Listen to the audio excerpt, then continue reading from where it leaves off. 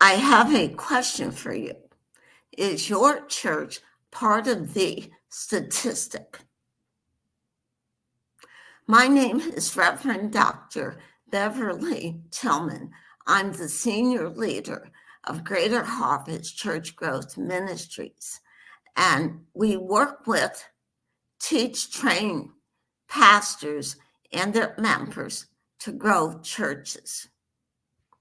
So I'd like to ask the question again.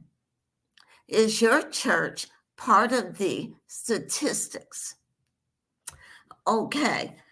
Do you realize most of the churches in the United States have only 100 members? And of the 100 members, there's only about 21% of those who attend every Sunday. Okay, so let's dig a little deeper. I want to correct that by saying most churches have 50% of the 100 that attend weekly. Okay, and sometimes they don't even show up. So that's the statistic. So are you part of that? I hope not. And I hope you have close to 100 members attending each week. Okay, so let's suppose you don't. The things you need to do. Number one, develop a positive mindset and do that every time. The pastor should develop a very positive mindset, and the people, the members, should have a very positive mindset. What do I mean by that? Some people have to be dragged to church. Others, when they get to church, they got a scowl on their face. What am I doing here? Other members just don't want to do anything. And the list goes on and on and on. That is the negative mindset. Now, let's look at the positive mindset. People are excited to be at church. The pastor's excited to be at church. Members participate in church activities. Members participate on the ministries. So the ones with the positive mindset are really eager to go.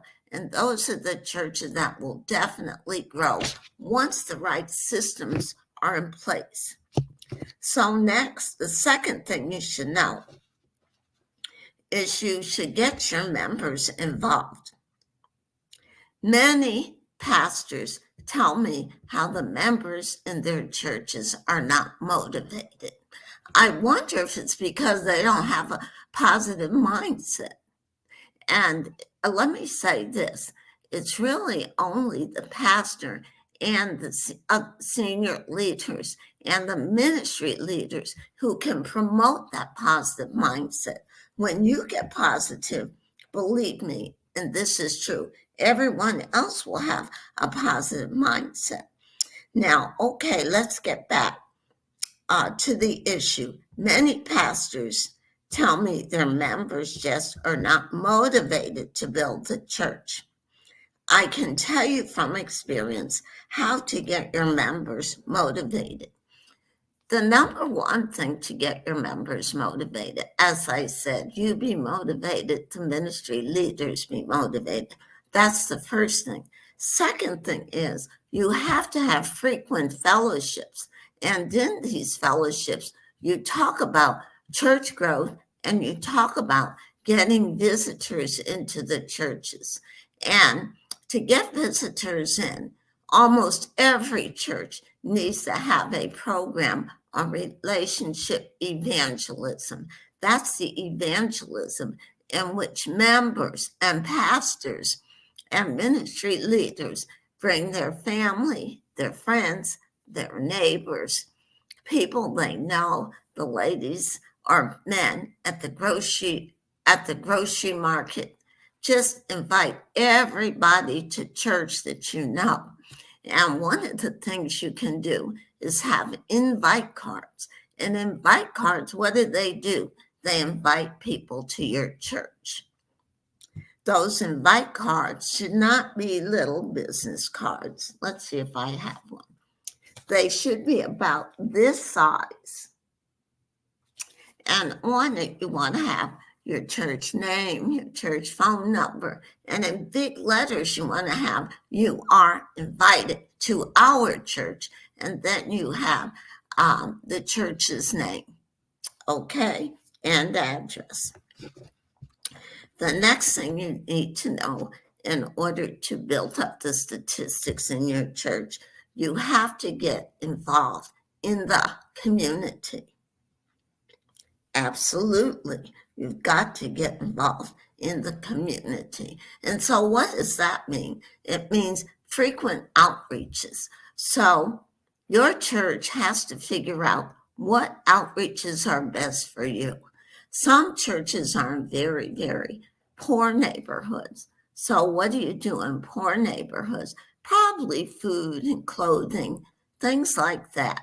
Then some churches are in middle-class neighborhoods. What do you do there? You find out what the people in your community want.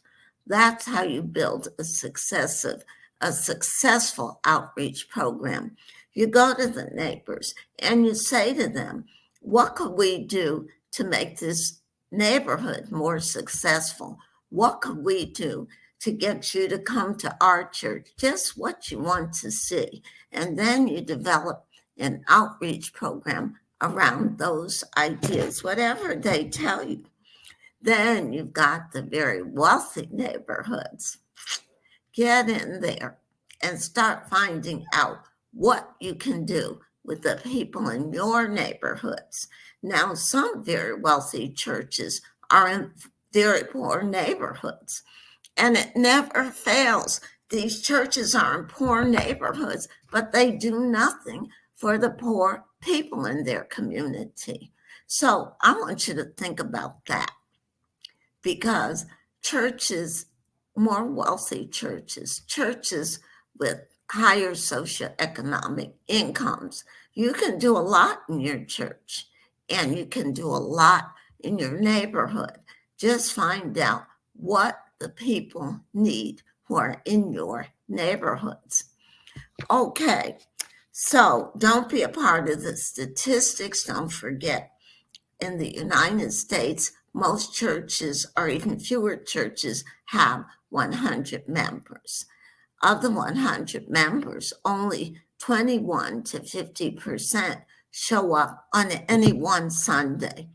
So in order to not be part of that statistic, you have got to rise up and just become a part of the community. You've got to rise up, have a positive mindset every single Sunday.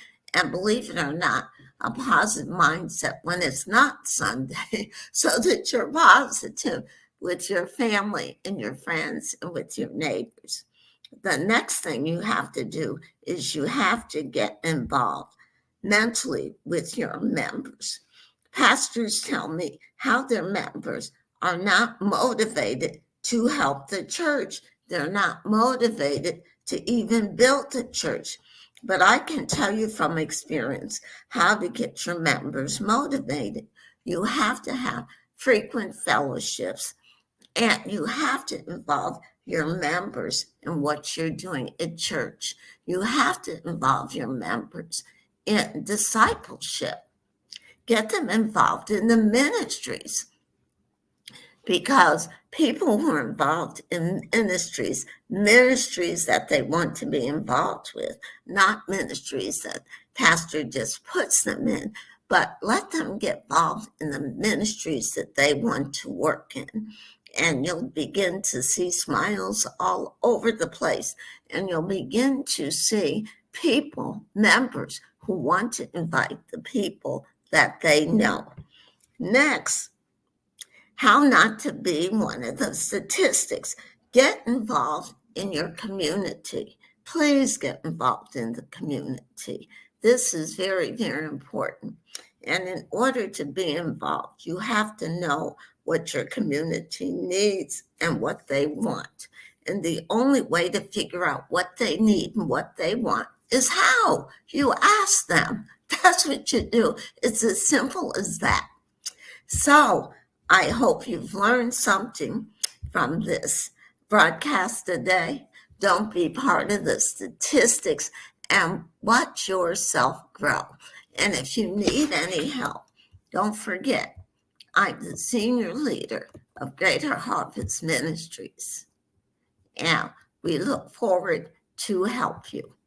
Now, you reach us by right down here, greaterharvestministries.com, or you can text 708-491-8471. Now, on our website, we've developed 3 packages in which you can grow your own church.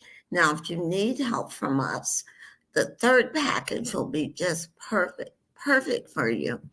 And also, you can always give us a phone call. Okay, so I look forward to being with you again. God bless you, and don't be part of the statistics. Go grow your church. Amen.